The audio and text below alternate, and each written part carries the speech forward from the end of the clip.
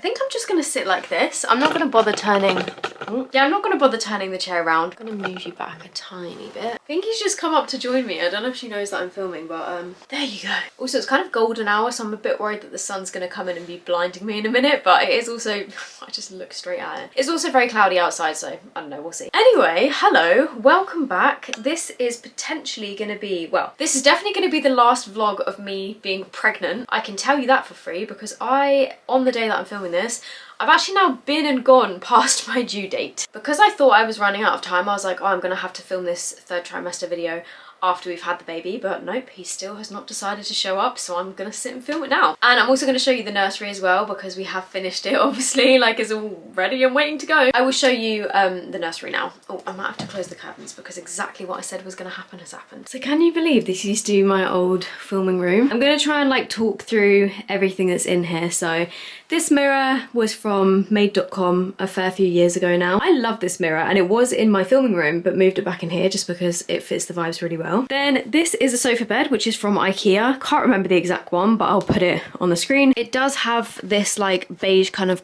cover on it and then you just take this off and it folds into a single sofa bed, but we bought this throw blanket to go over it. This was from Amazon. These two cushions I think go really well and this one kind of matches the vibes of my paintings over here. These are both from the range, they were really cheap. And then this is technically a cushion but it's not a very comfy one. This is more for decoration. We found this in TK Maxx. I think it was $12.99, but how cool is that? As soon as we saw it, James picked it up and was like, we're getting it. And actually we had been sort of like putting it down there. Obviously if we are going to be pulling it out into a bed, it will go along this way because I'm not quite sure it will fit here with the door. We're hoping that will be helpful either for guests or for me or James to stay in here if we need to, or just for me to sit in here and feed the baby. So there we go. Then these shelves were from Amazon and we've just put some little toys in them. So this was from my old manager. This is a little like fabric tummy time book which we got on Amazon, which just for now it's up there.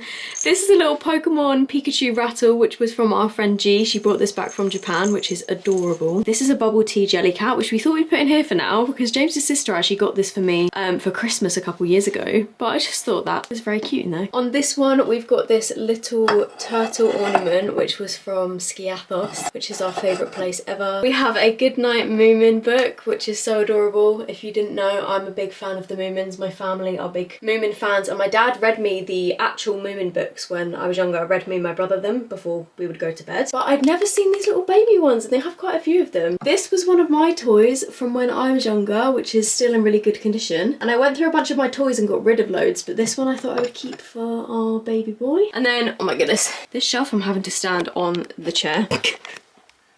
Hey, this was the little stitch that I got for James when I told him that we were having a boy. This is a little ornament which for now is up here. We also got this in Skiathos from one of the little art shops. There's so many creative people there that make things, and so we got that. I'm not sure whether that will stay up here because you can't really see it, and obviously like it's high enough so that he can't reach anything. And then this is actually to go on the pram, but for now I've just put it up here.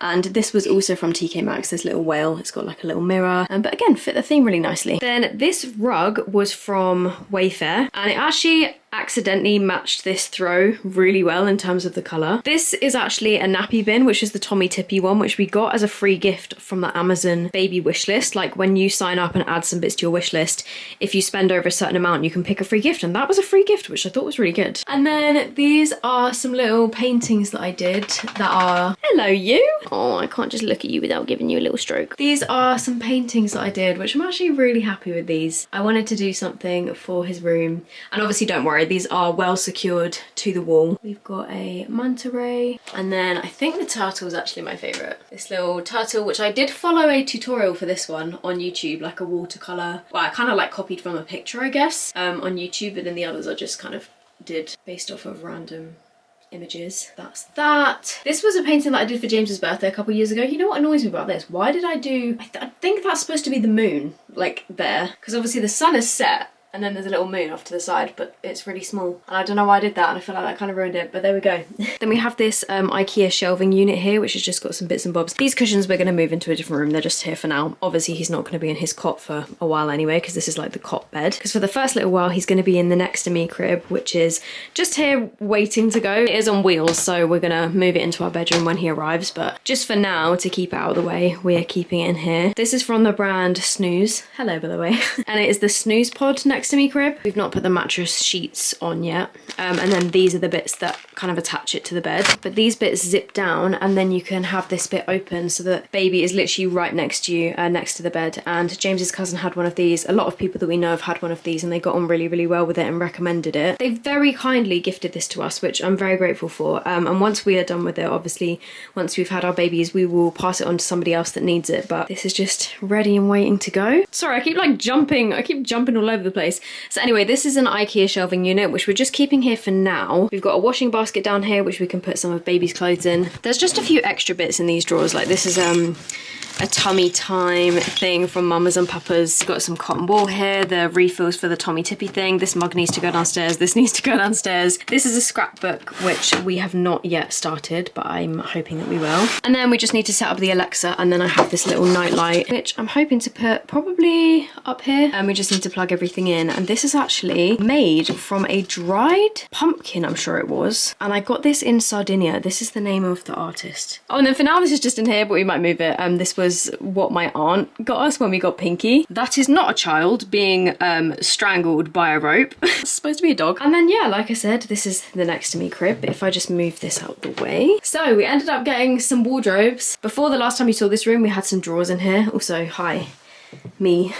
Baby boy, one day you might see this video. That's kind of wild, isn't it? There you are, just sat in there waiting patiently to come out. Apparently he's very cozy in there, so. Before these wardrobes, we did like an IKEA online appointment, which was so unbelievably helpful. We went for the Pax wardrobe system, which is kind of like the do-it-yourself kind of customizable one. But the reason we did that is because we couldn't find a specific wardrobe that had enough of what we wanted, because we wanted drawers on the inside and we wanted both sides to have the drawers. So we have some of his little outfits hanging up here. Oh, they're just so cute. This was one of my vintage finds. We got some bits from James's sister. James's parents got us a few bits. This one, James got this from Sainsbury's and it's absolutely adorable. And then these ones were from my parents with little dinosaurs on them. Then we've just got like a nappy caddy here with some wipes in. Need to sort that out. For now we just have like some of our baby bits in here. And then all of his outfits I have organised. Stuck some labels on. We've got newborn, we've got 0 to 3 months. By the way, sorry if you can hear this.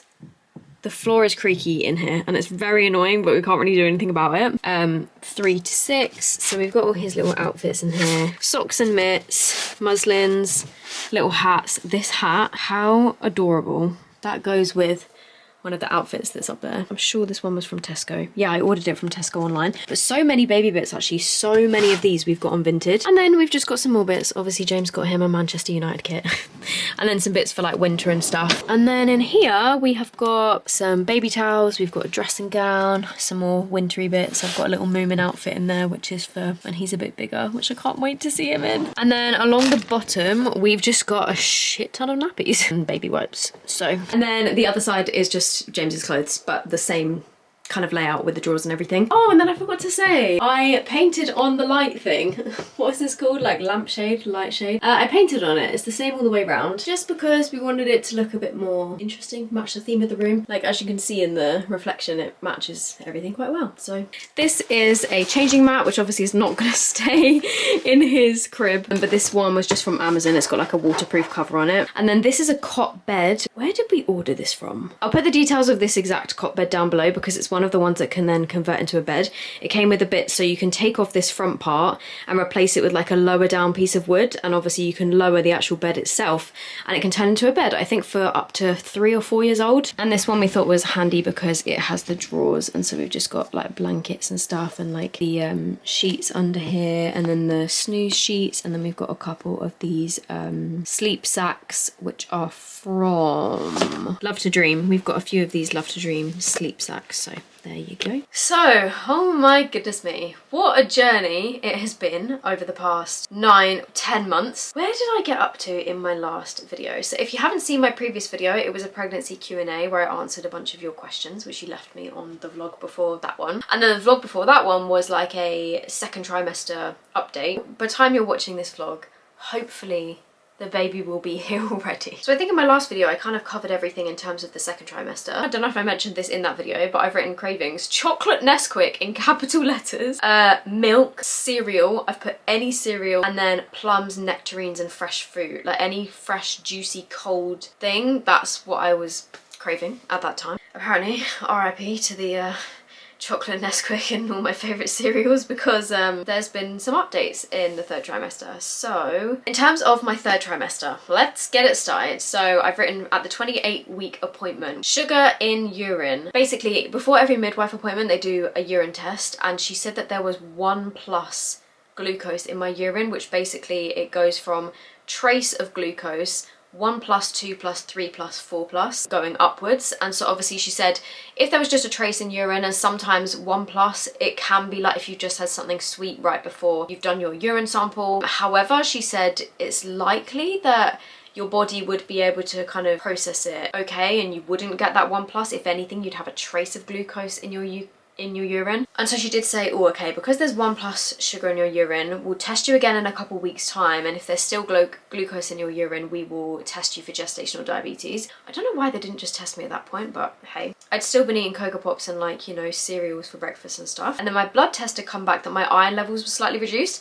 and I think I mentioned this in my Q&A that people had commented on my second trimester video saying, so if you're craving ice, that's a sign of iron deficiency. And I was slightly iron deficient, so I started taking iron tablets. I think it was called like ferrous sulfate or something. And then we had our baby moon, which was lovely. We went to Skiathos, and I really did notice on that holiday that I was starting to struggle with like walking around, needing to pee all the time. I hadn't really noticed much before this that I'd slowed down quite a lot, but I was definitely noticing that I was like slowing down. I was getting more like cramps in my legs, my back and my hips were hurting, struggling to sleep. I've written Braxton Hicks getting more frequent and kicks more intense. And yeah, I was getting some back pain at this stage. And then the next few weeks after that, like after we got home, my back was in absolute bits. Like my lower back I was really struggling with, and it suddenly got really painful and uncomfortable. And I just thought like, oh, it's because of, you know, the growing baby, which probably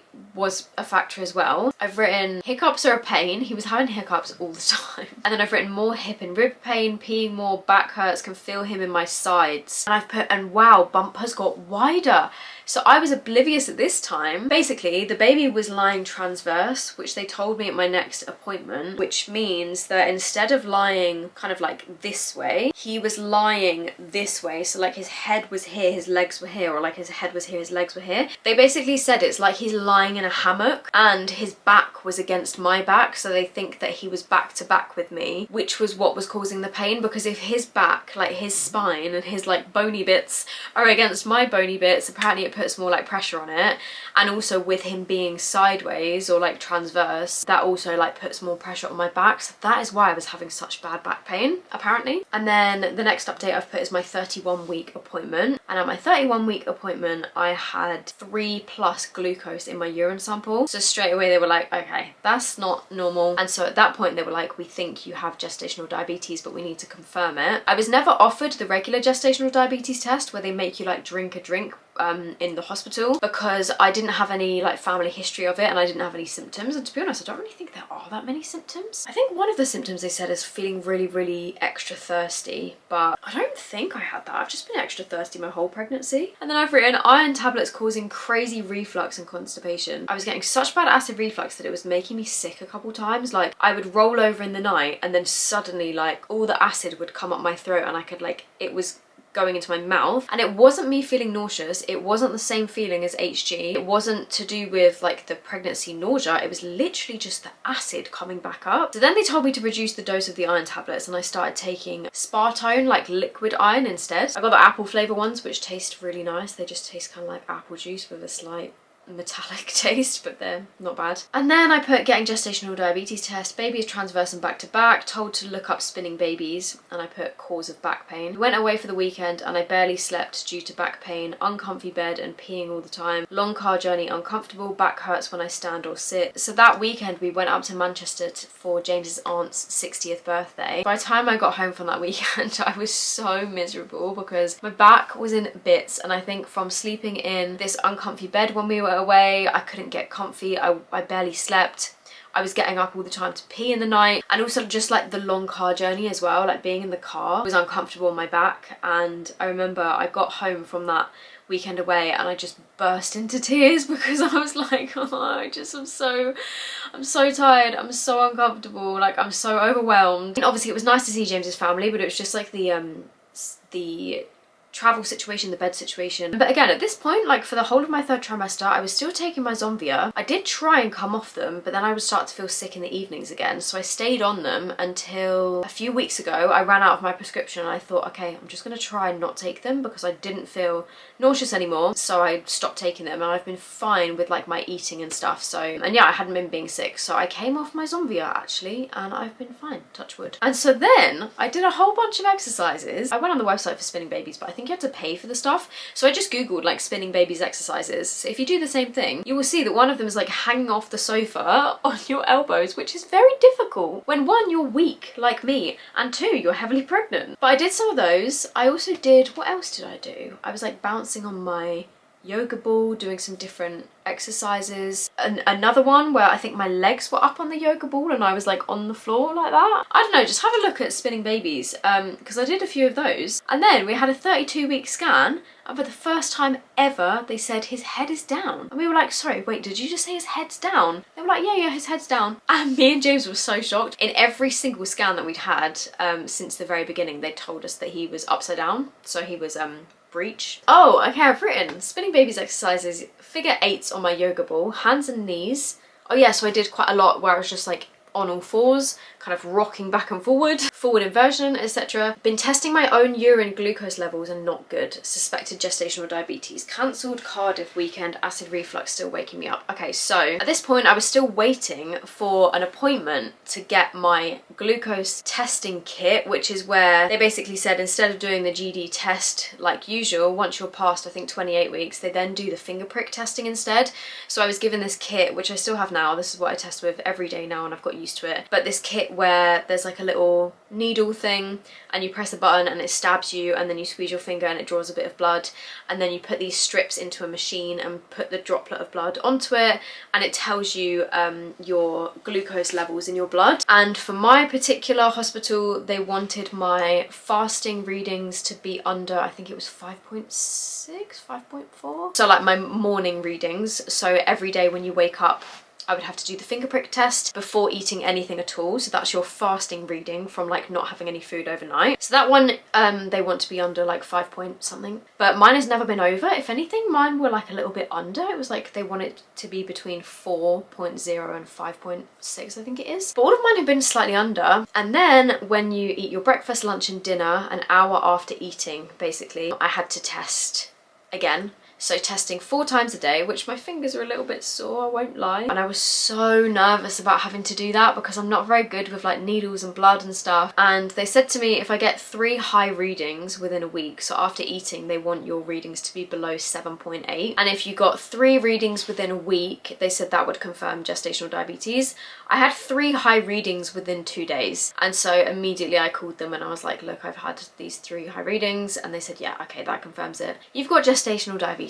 So before I was pregnant, I had never even heard of that, but it basically means that you have diabetes while you're pregnant. And apparently as soon as you've given birth to the baby and the placenta, it's to do with your placenta and the hormones, I think. Don't quote me on that, I'm not a scientist, but from what I've read. And they said once you've given birth to the placenta, the diabetes will go. That then I should be tested every year for diabetes, for type 2 diabetes. I think you're then 50% more likely to get type 2 diabetes later in life. But wow, yeah, it was definitely like a fair bit to process, and it was definitely a wake-up call to how much sugar I was eating, because pretty much I've had to cut out all my favourite things. If anything, I'm grateful that I've only developed gestational diabetes towards the end of pregnancy, because I know that for some poor people they have it all the way through and it can be really difficult to manage, and you can end up needing to have medication, and some people end up needing insulin injections, which is by no fault of their own, by the way. Apparently gestational diabetes is literally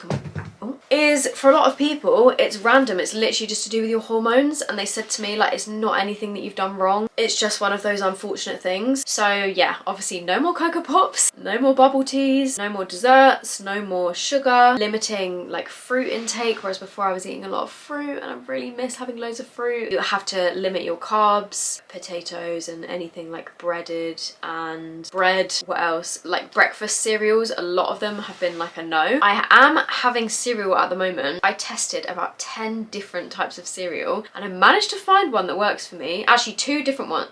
No, there were 3 that worked for me. However, I'm having to weigh my portions of cereal. In the past, I would just fill up a whole bowl, have loads of cereal, loads of milk. I cannot do that at all. Like, especially because in the morning, you're less able to tolerate sugar and like glucose and carbs, I guess, first thing in the morning. For me, I find anyway, like my morning and lunch readings were the main ones that had been over. By the evening, I seem to be able to tolerate a lot more. The Marks and Spencer 6 ingredient Choco Hoops, the Fuel Protein Choco Hoops. One that I've tried recently is the Kellogg's hazelnut protein little things, but I know that a lot of people cannot even tolerate a small bowl of cereal in the mornings. But I've been having to weigh a 30-gram portion of cereal, which really is not a lot at all, and I'll have that with milk and that'll be my breakfast. Now I get starving hungry like an hour after I've had my breakfast, but obviously there are other things that you can have, but I managed to find a cereal that works for me. I just then have to have snacks up until lunch. It was definitely an adjustment because before that I was just eating like whatever I wanted, and I think especially because I'd had the HG in the first trimester and like partly into my second, and the midwives had basically said to me like, you know, just eat whatever you fancy. That then gets incredibly difficult when I then can't eat all my favorite things, but you know, it is what it is and we've been coping. I've been eating a lot of meats, vegetables, smaller portions of carbs. It's so different for everyone because I can tolerate carbs in the evening, and they actually told me that I needed to be eating more carbs than the regular recommendation for gestational diabetes because our baby was measuring actually on the small side. Quite often with GD, babies will be big and they'll be in like the 90th percentile or like the 95th or 99th percentile, which basically means that they're on the bigger end of things. Our baby was the 14th centile, and then the next scan was the 4th centile, so like he was really small, and they basically said, oh, up your carb intake a little bit. I was like, okay, well I was, you know, told to reduce it. It's all a bit confusing and like conflicting information, but they said that it seemed like I could tolerate slightly more carbs, so they said, you know, have some carbs in the evening, which is good. You know what, I might put up a little screenshot of some of the things that I've been eating if it will be helpful for anyone. I will say the Gestational Diabetes UK website has been so helpful in terms of recipes, and my readings have been good, and I've been able to diet control it, so I've not needed to go on medication, which is good. And then yeah, the weekend after that I was supposed to be going on a girls' weekend to Cardiff with James's family, with like the women in his family, but I ended up dropping out of that because at that point the baby was still transverse. I just got my gestational diabetes kit and I was like struggling a bit with it, and it was making me feel a bit funny, and I was like, I can't face like walking around Cardiff and staying in a bed that's not my own and having to test my fingers 4 times a day around everyone else while I was still getting used to it. And at this point I was like, I don't even know what I can eat. I was like trying different foods and some of them were spiking me randomly, and it was all just like a learning curve. And so I ended up dropping out of Cardiff, which was a real shame because I would have liked to go, but I was like, I can't. Like I had a pretty mentally tough week that week. And also as well, I will say, like the information that they gave me about gestational diabetes, like they gave this information pack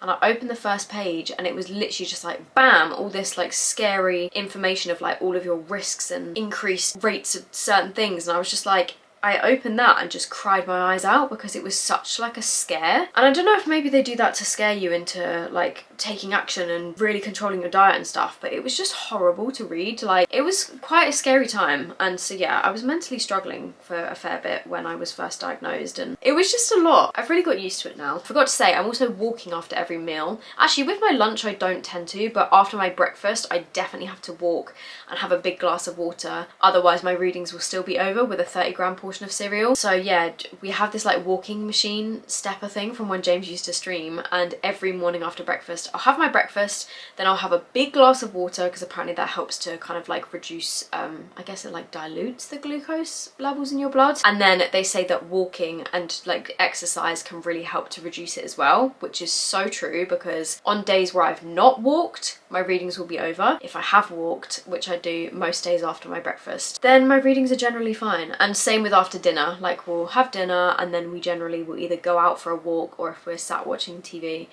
I will just go on my stepper. I've upped my exercise, I've upped my water intake, and I've been eating healthier, which is all good things, I guess, but it's been quite tiring, I won't lie. Because the last thing I want to do after I've had my breakfast in the morning is get up and go for a walk. And then I've put 34 weeks, gestational diabetes confirmed, it's been a struggle, feeling down and frustrated. And then I've put baby kicking loads at midnight, boobs feel more firm and nipples sore, had terrible NHS breastfeeding class, and baby academy class is much better. I spoke about this in my Q&A, so I'm not going to go into it again now. And then I've put 36 weeks, baby's head is engaged. So we had another scan. Pain in pelvis when sitting down or bending, baby feels low. So I definitely, like when I was bending down, I was like, oh, and like now still. And I started expressing colostrum into some syringes that they gave me. I'm gonna be so real, like when I first started doing that, I felt a little bit like queasy and I was like, oh, I don't know if I'm gonna be able to do this. After the first time I'd done it, I guess got used to it and felt a lot better, but it was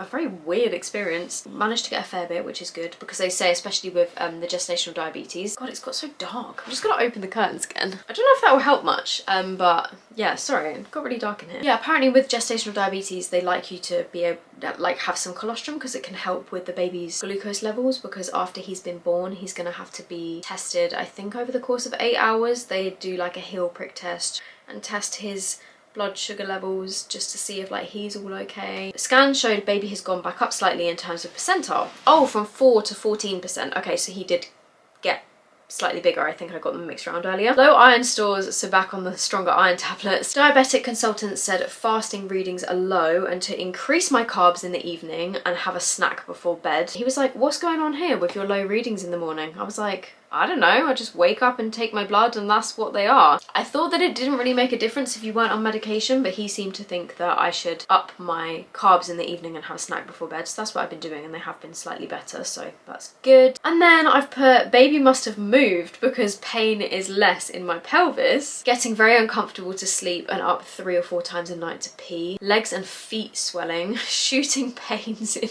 my inner thigh. Nerve pain, question mark, sciatica. Yeah, just at this point, like getting very uncomfortable. Sleep is like so broken, no deep sleep, up 3 or 4 times in the night to go for a wee, and then you come back and like trying to get comfy, it's just impossible. Like if you have been pregnant and heavily pregnant, like you know exactly how it is. Like it's just so hard to get comfortable in bed. And then a few weeks ago, I mean, to be fair, the past few weeks in the UK have been really hot. Like we've had a heat wave, and so I'm sure that that doesn't help with the swelling. Oh yeah, I forgot to mention, at 36 weeks I came off of my aspirin because I was taking aspirin because I was high risk of pre-eclampsia. Also, I was taking my blood pressure 3 times a week, but I gave my blood pressure machine back. I don't know why they made me give it back at 36 weeks, because surely it would make more sense to continue keeping it until the end, because then I had a day where I started getting really quite swollen and I had some floaters in my vision. They basically said to watch out for those kind of symptoms with pre-eclampsia. My feet and my ankles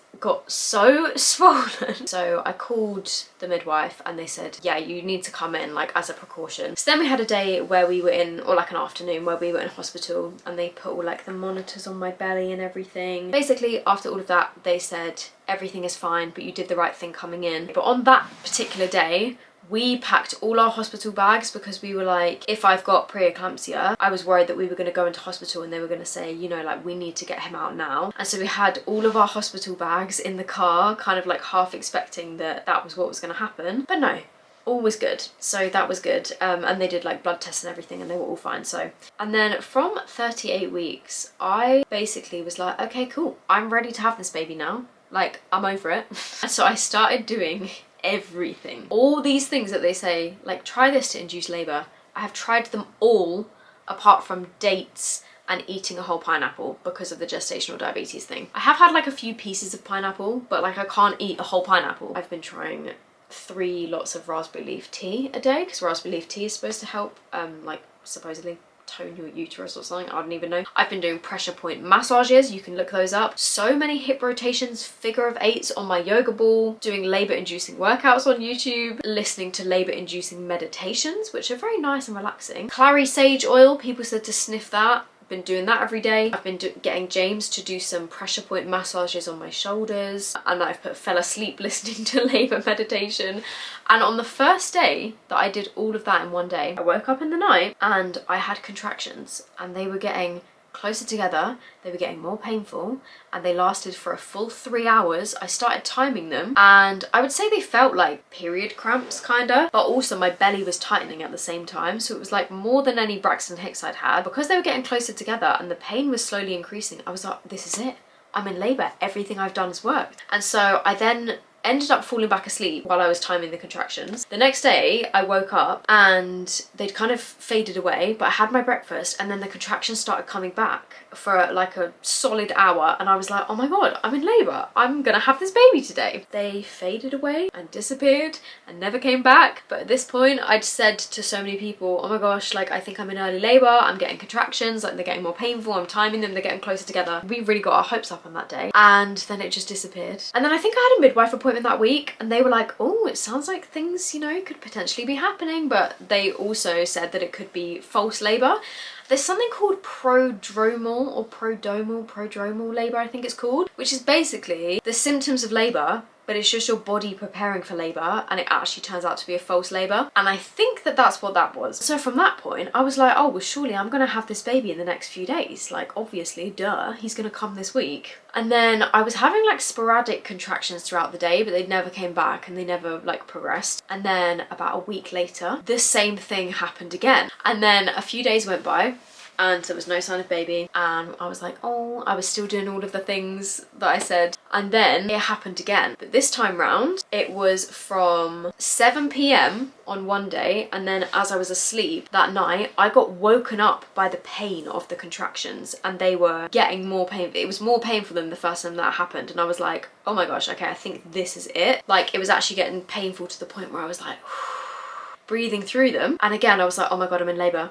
And that was for a few hours in the night again, and then I woke up the next morning, I was still getting contractions, and all of that day I was getting contractions. Some of them were more painful than others, some of them were getting quite close together, and then they would sort of fade a bit and then they would come back. The contractions literally lasted from 7 p.m. one day to 10 p.m. the next day. They weren't painful to the point where I was like, this is active labour. I thought, okay, maybe I'm in early labour, so I was just monitoring it. Like, I didn't call the midwife or anything, because they say, like, you know, wait at home for as long as possible. Like, my water hadn't broken, not lost my mucus plug, and I wasn't getting painful they weren't like super painful. And then they stopped, and once again they faded away, and I went to sleep that night, woke up the next day, and I was like, great, nothing happened, no baby, no more contractions, they disappeared. So that also clearly wasn't labour, or I would be progressing further. And oh my gosh, as I'm saying this, I feel like I'm getting a contraction now. So that was the second time that we got our hopes up, and we're like, oh my god, we're having this baby today, like I think I'm in labour. I was like, James, I think this is actually it this time. Nope,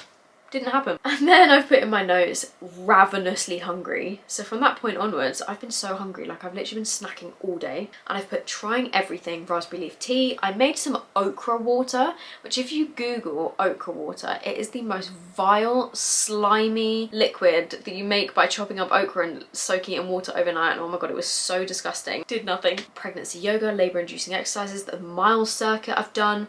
Curb walking. Every time I go out with Pinky, I'm curb walking with one foot on the floor, one foot on the curb. I've been walking sideways up the stairs.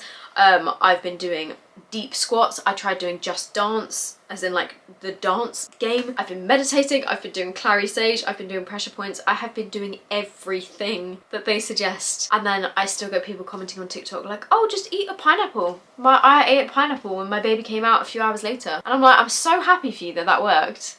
But it obviously doesn't work for everyone. And whenever your baby's gonna be here is when they're gonna be here. Because like I said, I'm now past my due date, still no baby. And I've literally tried every everything in the books. You know, people comment like, oh my gosh, just sniff some clary sage. I sniffed clary sage once and my baby flew out. I've been sniffing clary sage now for the past 3 weeks and nothing has happened. So it obviously doesn't work for everyone. And something that I've actually found very helpful is the labour inducing workouts and also the exercises on my yoga ball. They have really helped in terms of like feeling like I've got more flexibility in my hips and kind of opening up my pelvis, and I felt like the baby has got into a better position since I've been doing those exercises, which is definitely helpful. So I'm not going to stop doing them because I'm like, I think it's all good for, you know, trying to loosen everything up, and I really feel like I've got more flexibility in my hips now just from doing them the past few weeks. So, you know, it's not a bad thing, but I'm just getting to the point where I'm like, I just want to have this baby.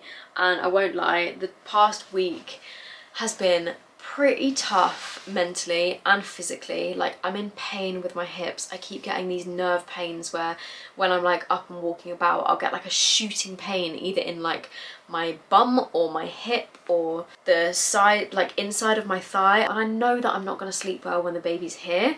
However, when he is here, we can have people to help us. And if I want to go for a nap and actually get some deep sleep where I will hopefully be more comfortable and not getting up every hour or so to pee, I can hand the baby to someone, but I can't hand the pregnancy to someone to have a break from it. And so it's just been pretty mentally tough. And also along with that, like, I know that people mean well and I know that everyone's excited, like friends, family, people online. I know that people are just interested and excited, and I totally get that, and I know that it's because people care. But just daily messages of people being like, have you had the baby yet? Where's the baby? When are you announcing the birth? Oh my god, I think she's given birth. Oh my god, you're still pregnant? And people commenting things like, wow, as a viewer this has felt like the longest pregnancy ever. It's like, imagine being the one that has been pregnant. It has felt like the longest time of my life. People saying things and constantly asking like, have you had a baby? Have you had the baby? Have you had the baby? Is the baby here? Like, when are you announcing that you've given birth? It's like, I haven't given birth. And even just like, you know, people in our lives, I know that they're interested, but people being like, any movement, any updates, is the baby here yet? It's like, I promise you, when the baby is here in my own time, like with family and friends, when the baby's here, I'm going to tell them straight away. With you guys, when the baby's here, I will tell you when I feel comfortable and ready to tell you. But by the time you're watching this vlog, hopefully the baby will be here. And okay, so up to date with where we are now. Last week I was booked in to have a sweep, and I showed up to the appointment for the sweep and she was just like going through all of my notes. It was a different midwife than I had before. She was really nice, but she was going through all of my notes. She did baby's heartbeat, she took my blood pressure, and we were chatting to her for like a good 10-15 minutes, and I was thinking like, when are they gonna do the sweep? And then she was like, okay, let's come up with a plan. And I was like, what do you mean let's come up with a plan? I thought this was the plan, to get a sweep. I was so prepared going in there, like, okay, I'm gonna have the sweep today, the baby's gonna be here in 48 hours. I know that sweeps don't work for everyone. I was just optimistic and like had my hopes up, and I was like, finally something that might progress labour along, especially because I'd been having the contractions and stuff. So I was like, fingers crossed I'm dilated enough for them to do this sweep and it might get things moving. However, I started getting nervous in the appointment while I was waiting because I was like, oh, it's taking so long. And then I was like thinking through everything. I said, oh, I thought the plan was that I was gonna have a sweep today. And she was like, right, okay. She said, I wouldn't suggest that we do the sweep today. And I was like, oh, okay. At first, me and James were really disheartened. We both looked at each other like, really? But then she explained everything and she went through everything, and she was actually like very knowledgeable, and actually out of all of the midwives that I've seen and spoken to, she gave me the most information. And she looked at all of my symptoms and like the fact that I'd been in hospital a few weeks ago, that I was a high risk of pre-eclampsia, the gestational diabetes stuff, the stuff of HG, my low iron levels. Like, she took everything into consideration, and she basically said for a lot of first-time mums the sweep doesn't tend to work, and she said she prefers to give first-time mums a bit of extra time just for your body to try and do its thing and try and sort of open up on itself without the need for intervention, because she said during your birth you're probably going to have a fair few vaginal examinations, and she said a sweep is just like an extra one, which can for some people cause bleeding, it can cause cramping, it can be quite uncomfortable. And she said then if you go away after having that and you're uncomfortable, it can cause you to then be more stressed, and then when it doesn't work it then stresses you out even more. Like, why did I put myself through that? The baby's not here, I'm now uncomfortable and cramping and bleeding, and it's not worked. And so she said for a lot of second time mums the sweep is more likely to work, but for first time mums, she likes to leave it a little bit longer. So I was like, okay, that's fair enough. The plan of action now is that I'm having a sweep tomorrow, and then if that doesn't work, they're going to give me a few more days, and then I am booked in for an induction. I don't particularly want to have the induction, however, that means that obviously like he's going to be here. Obviously we're so excited for that, and I'm so ready to have this baby that I'm kind of like, you know what, I will take it. And I think with the gestational diabetes as well, quite often people end up being induced. Some people, like if your baby's measuring really big, they will induce you like a fair few weeks early, but because they said that I've been managing mine well with diet and stuff, they said we don't need to induce you early. Because I am now past my due date, they said, you know, we would advise inducing you. So that is the plan of action. So I'm going for a sweep tomorrow, and fingers crossed it does its thing and does the job and gets labour going and I can give birth spontaneously. However, if that doesn't happen, then I have accepted the induction and I will be getting induced. So that is the current plan. We will see what happens. And actually, oh my gosh, can you see my belly moving? He is kicking about in there. Yeah, like I said, by the time you're watching this, I will have had the baby. I think that's everything that I had to say, you know? Thank you so much for watching. Thank you so much for all of your like supportive comments. I massively appreciate it, and for the people that have just been so kind and like left really nice things and like helpful advice and have been there with me throughout this whole process. I really appreciate it, so thank you so much. And if you are also going through similar things as me, I'm sending you all my love, because I know that it can be tough, and I just hope you guys are all good, and I will see you in my next vlog, and I'll be a mother. That's crazy. I'm a mommy. Anyway, I'm gonna go. See you later. Bye.